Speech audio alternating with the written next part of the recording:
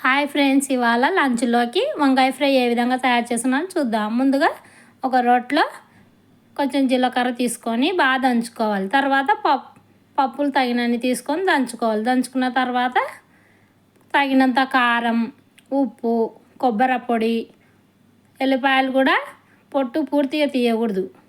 ఈ విధంగా తీసుకున్న దాన్ని ఒక గిన్నెలు తీసుకోవాలి. ఈ విధంగా మా అవ్వ మా అమ్ములు ఇద్దరు తయారు చేస్తున్నారు పొడిని. ఒక గ్యాస్ స్టవ్ వెలిగించుకొని ప్యాన్ పెట్టుకొని 2 టేబుల్ స్పూన్ల ఆయిల్ వేసుకొని పోపు దినుసులు వేసి మనం ముందుగానే తరిగి పెట్టుకున్న వంకాయలు ఉప్పు నీళ్ళు వేసుకోవాలి. లేదంటే చేదెక్కుతాయి వంకాయలు. ఈ విధంగా వేసుకొని పసుపు 2 టేబుల్ స్పూన్ల పసుపు వేసుకొని ఈ విధంగా మగ్గించుకోవాలి ఆయిల్లో.